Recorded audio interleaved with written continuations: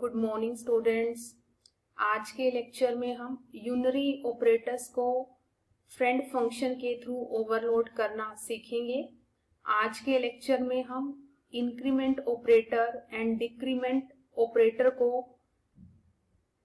Operator function के through overload करेंगे। Operator function को हम क्लास का फ्रेंड फंक्शन बनाएंगे। लास्ट लेक्चर में भी हमने increment operator and decrement operator को ऑपरेटर फंक्शन के थ्रू ओवरलोड किया था, लेकिन हमने ऑपरेटर फंक्शन को लास्ट लेक्चर में क्लास का मेंबर फंक्शन बनाया था। जब हम ऑपरेटर फंक्शन को क्लास का मेंबर फंक्शन बनाते हैं यूनरी ऑपरेटर्स को ओवरलोड करने के लिए, तब हमें ऑपरेटर फंक्शन को अपनी तरफ से कोई भी आर्गुमेंट पास करने की जरूरत नहीं होती है।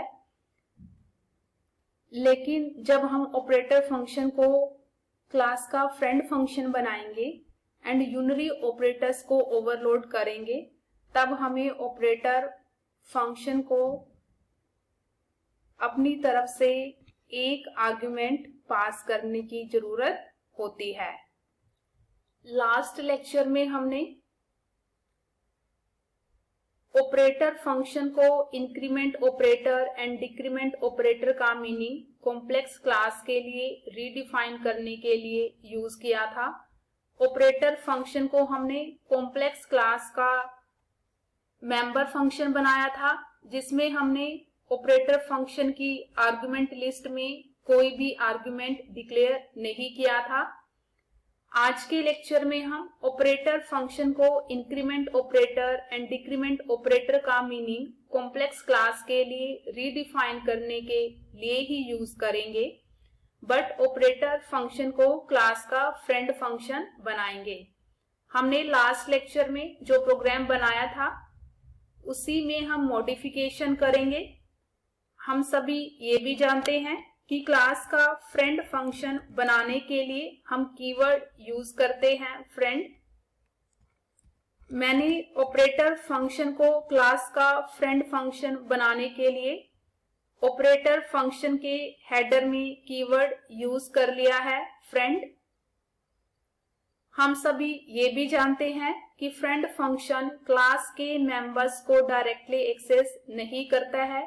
हमेशा फ्रेंड फंक्शन क्लास के मेंबर्स को ऑब्जेक्ट के थ्रू एक्सेस करता है। इसीलिए हमें ऑपरेटर फंक्शन की आर्गुमेंट लिस्ट में वन आर्गुमेंट डिक्लेयर करना पड़ेगा, जिसकी टाइप होगी कॉम्प्लेक्स।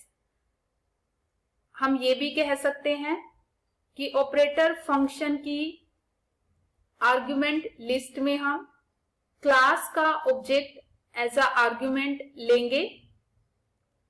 ऑपरेटर फंक्शन की आर्गुमेंट लिस्ट में हम जब क्लास का ऑब्जेक्ट डिक्लेयर करेंगे, तब हम object as a reference declare करेंगे, ताकि मेन फंक्शन में जब हम plus plus and minus minus operator को क्लास के ऑब्जेक्ट के साथ यूज करें, तब मेन फंक्शन में जो ऑब्जेक्ट हम यूज करते हैं उसके रियल एंड इमेजिनरी पार्ट में हम डायरेक्टली चेंजेस अपने ऑपरेटर फंक्शन में कर सके। मैंने यहां पर ऑपरेटर फंक्शन की आर्गुमेंट लिस्ट में कॉम्प्लेक्स क्लास का object as a reference declare कर दिया है।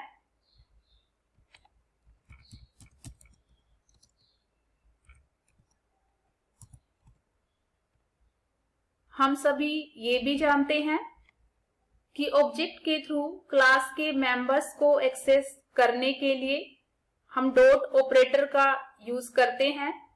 इसीलिए हम यहाँ पर ऑपरेटर फंक्शन में रियल एंड इमेज एट्रीब्यूट में 1 का इंक्रीमेंट करने के लिए राइट करेंगे plus plus A dot real and plus plus A dot image.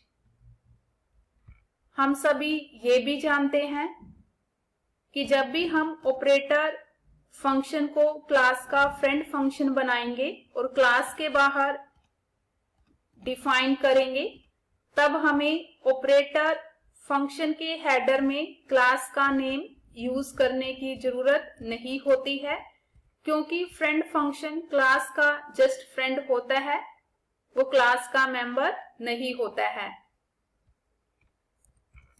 इसीलिए मैंने यहां से क्लास का नेम फंक्शन के हेडर से रिमूव कर दिया है।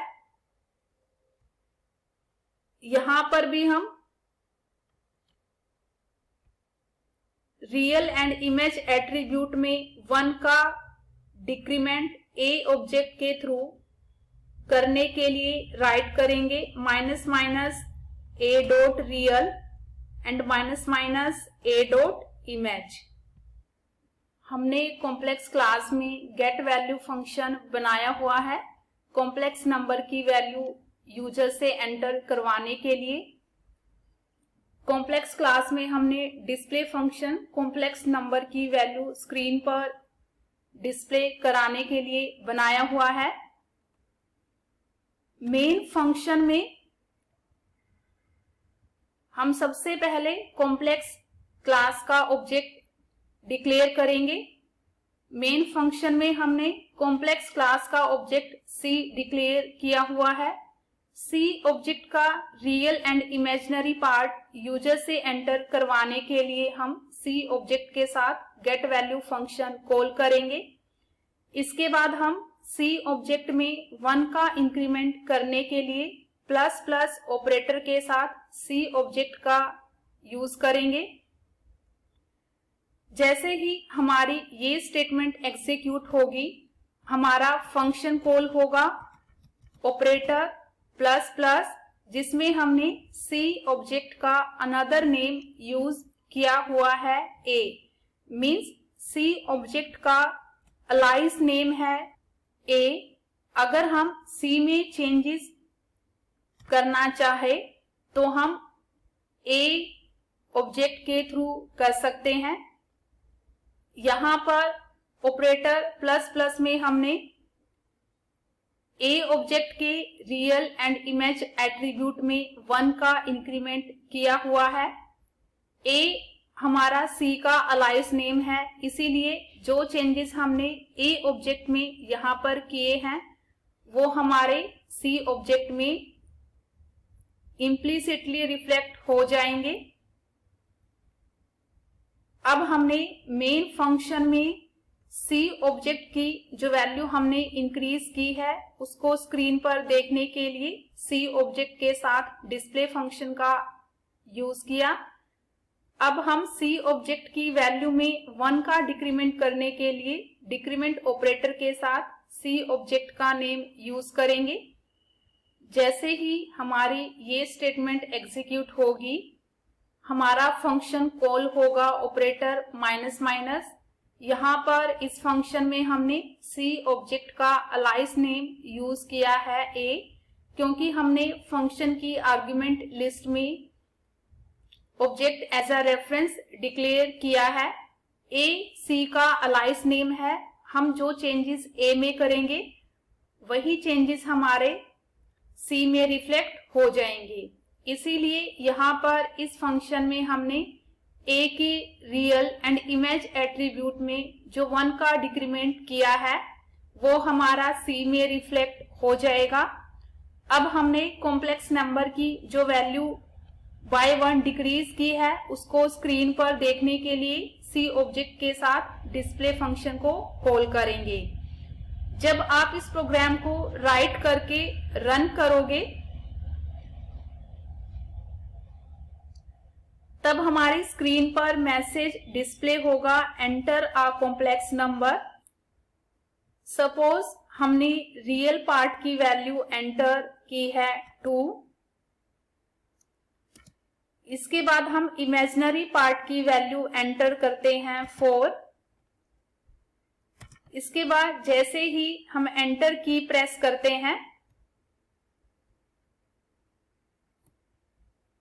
हमारे इंक्रीमेंटेड कॉम्प्लेक्स नंबर की वैल्यू स्क्रीन पर डिस्प्ले होगी 3 + 5i।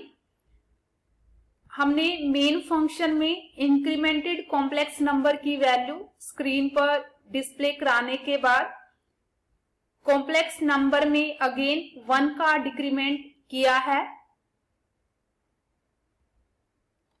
इसीलिए स्क्रीन पर डिक्रीमेंट कॉम्प्लेक्स नंबर की वैल्यू डिस्प्ले होगी 2 + 4i।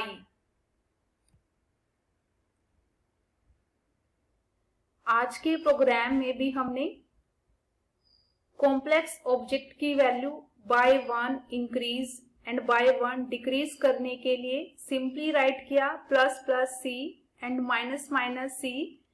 जैसे ही हमारी ये दोनों स्टेटमेंट एग्जीक्यूट होती है, c को हमने as a reference operator function को पास कराया हुआ है। लास्ट लेक्चर में हमने जब ऑपरेटर फंक्शन को क्लास का मेंबर फंक्शन बनाया था, तब हमने c को पास नहीं कराया था, क्योंकि मेंबर फंक्शन के केस में इन्वोकिंग ऑब्जेक्ट का एड्रेस इम्प्लिसिटली मेंबर फंक्शन को पास हो जाता है। आज के लेक्चर में हमने ऑपरेटर फंक्शन को क्लास का फ्रेंड फंक्शन बनाया है, इसीलिए हमने यहाँ पर C ऑब्जेक्ट को एक्सप्लिसिटली मीन्स अपनी तरफ से ऑपरेटर फंक्शन को पास किया है एंड ऑपरेटर फंक्शन में C ऑब्जेक्ट का अलाइस नेम यूज किया है a, इसीलिए हमने ऑपरेटर फंक्शन की आर्गुमेंट लिस्ट में 1 आर्गुमेंट डिक्लेयर किया है। Thank you so much.